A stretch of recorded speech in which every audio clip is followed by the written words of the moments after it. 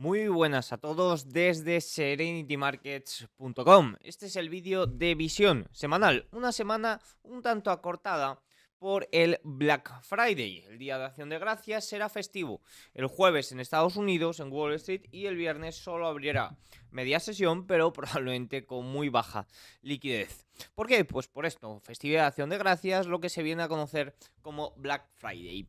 Y en Intefi Escuela de Negocios hay un Black Friday un tanto especial, ya que podemos encontrar descuentos en algunos packs de cursos. Por tanto, si os interesa formaros, pues puede que sea un momento bastante oportuno. Recomiendo específicamente las opciones, la verdad.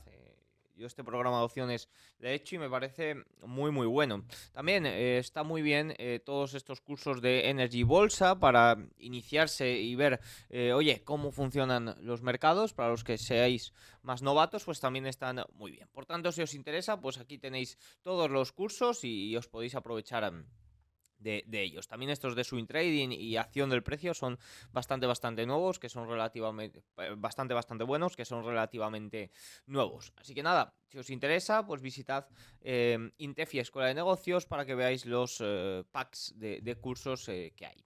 Dicho esto, nos vamos al mercado. Vamos a hablar un poco de dos puntos concretamente. Uno, en primer lugar, la gran rotación de mercado que se está produciendo, que ya lleva meses produciéndose desde mi punto de vista y que probablemente ya hayamos hablado de ello, pero que sí que es cierto que ahora es mucho más evidente. Y en segundo lugar, a la elección del nuevo secretario del Tesoro, que provocó, podríamos decir, un mini tornado en las bolsas en el día de ayer.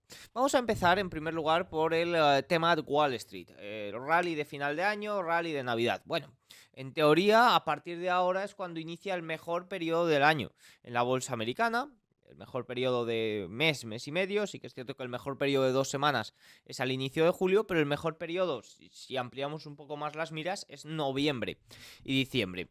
Fíjense que teóricamente el S&P 500 sube de media, nacionalmente un 3,7%. ¿Qué ocurre? Que en años electorales incluso se prolonga para las primeras semanas de enero hasta aproximadamente el 15 de enero y luego previo a la investidura sí que suele tener una pequeña bajada. ¿Esto es fiable? ¿No es fiable? Bueno, esto es estacionalidad. Esto es algo que suele ocurrir en otras ocasiones, tanto en años normales como en años electorales. ¿Puede que haya algún año que no lo cumpla? Por supuesto que puede que haya algún año que no lo cumpla. Es un factor más, es un poco como lo veo. El S&P 500 ha aguantado muy bien el soporte de anteriores máximos. Fíjense que si nos vamos a observar el principal índice americano, podemos observar cómo la semana pasada aguantó muy bien los anteriores máximos. Con mucho ruido geopolítico, este es uno de los principales riesgos en este momento. Hay que tener en cuenta que durante toda la semana pasada el S&P 500 abrió en negativo y fue cerrando un poco con mayor fortaleza. Y la apertura negativa se daba especialmente por todo este ruido geopolítico Rusia-Ucrania que estaba provocando bastante volatilidad en el mercado. Vamos a ver algún comentario un poco más técnico. En un mercado lleno de venta masiva de acciones, los dealers y los market makers han estado acumulando exposición gamma. Sin embargo, como pasó el viernes pasado, la mayoría de esas posiciones son de vencimiento muy corto y el 85% de esa gamma larga acumulada durante la semana pasada venció el viernes pasado. Por tanto, ahora hay mucha más liberación de movimientos, ¿no? El mercado es mucho más vulnerable a los movimientos. El análisis del S&P 500 desde una perspectiva gamma, el mercado de opciones está claramente posicionado y listo para moverse en el rango 6.000-6.100. Fíjense que ayer, lunes 25 de noviembre, se marcó un nuevo máximo histórico, pero sí que es cierto que no se logró cerrar por encima de esos 6.000 puntos. Y me dirás, Diego, ¿y cuál es el riesgo por abajo? Bueno, el principal soporte estaría en los 5.800. Sí que es cierto que por encima de los 5.900, pues oye, todo está muy alineado para seguir con esta fortaleza alcista, pero romper los 6.000 puntos sería una confirmación a mayores. De momento, en el día de ayer se rechazaron. Por tanto, como estamos viendo, tanto la estacionalidad como el comportamiento técnico, un poco mercado de opciones, fortaleza de los minoristas, es bastante positiva en este momento. ¿Qué más factores positivos tenemos? Bueno, pues la ventana de recompras, ya saben que se mantiene abierta hasta aproximadamente mediados finales de diciembre y eso añade mucho dinero al mercado. Se estima que unos 6.000 millones de dólares al día.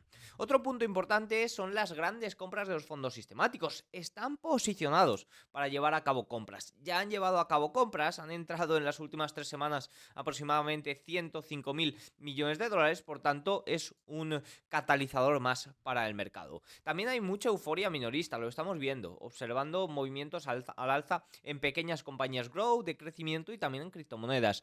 El minorista estaba muy rezagado con las liquidaciones de agosto y de septiembre y ahora se ve con vía libre para cargar y añadir fortaleza al mercado. Por tanto, tenemos estacionalidad, factores un poco más cuantitativos, tenemos también recompras, tenemos euforia minorista y tenemos también posicionamiento alcista por parte de los CTA.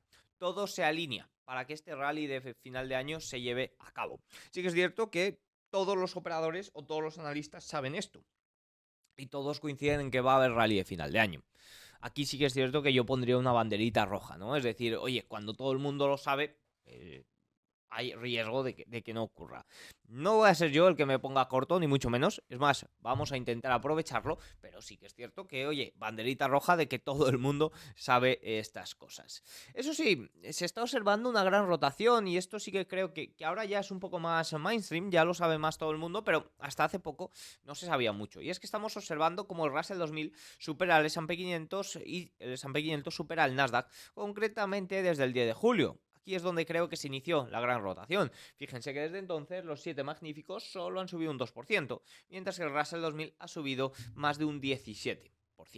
Hay muchos argumentos que respaldan esta hipotética rotación de capital. La más importante desde mi punto de vista es la de que los crecimientos de los beneficios por acción se están ralentizando en los 7 magníficos y están creciendo de una forma espectacular las expectativas a futuro por parte del resto de compañías y más concretamente las pequeñas y medianas empresas con ingresos domésticos debido a la victoria de Donald Trump. Por tanto, este es un punto muy importante que está provocando ese movimiento al alza hacia estas pequeñas y medianas compañías. Además, un punto muy importante para estas empresas es este ciclo de bajadas de tipos, que le beneficia especialmente. De hecho, aquí también podemos encontrar la segunda bandera roja, y es que los tipos de interés o que el rendimiento de las tasas se mantenga elevado por más tiempo. Eso es una clara bandera roja y eso es algo que hay que tener en cuenta. Dicho esto, si nos vamos a observar un punto más reciente, un punto que conocimos el día de ayer y que provocó un poco terremoto en los mercados, fue la elección del nuevo secretario del Tesoro.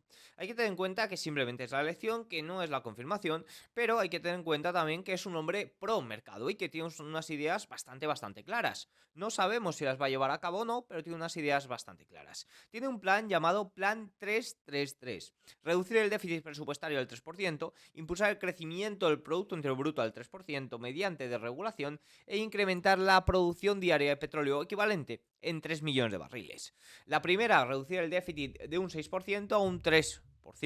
Será muy difícil lograrlo porque además quiere reducir los ingresos del Estado, es decir, quiere bajar los impuestos. A cambio, quiere compensar esta pérdida con un menor gasto y también con mayores aranceles. Pero sí que es cierto que este es el mayor desafío. Impulsar el crecimiento un 3%, es decir, mantener el mismo crecimiento que se está teniendo. Ojo, mantener el crecimiento queriendo llevar a cabo un déficit presupuestario menor puede que sea un gran desafío y puede que no se lleve a cabo, pero la idea es muy positiva, sobre todo para el poder adquisitivo de los ciudadanos. Y en tercer lugar, incrementar la producción de petróleo equivalente a 3 millones de barriles, aumentar la oferta con el objetivo de lograr independencia energética por parte de Estados Unidos, lo cual es muy positivo. Al igual que los aranceles son inflacionarios, esto sería deflacionario.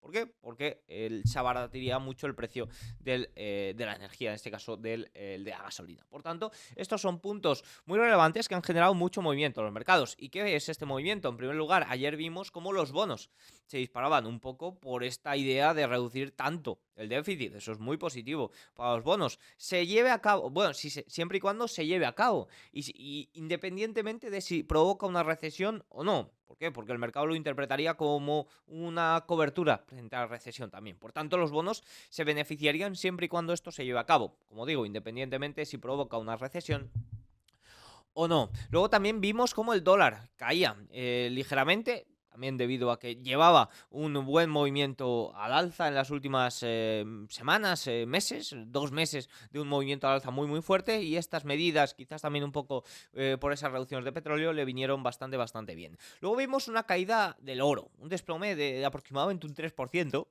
en el día, una de sus mayores pérdidas desde el año 2020, justificado un poco por esa reducción del déficit presupuestario, ¿no? Al final, el oro es la principal cobertura frente a la inflación monetaria.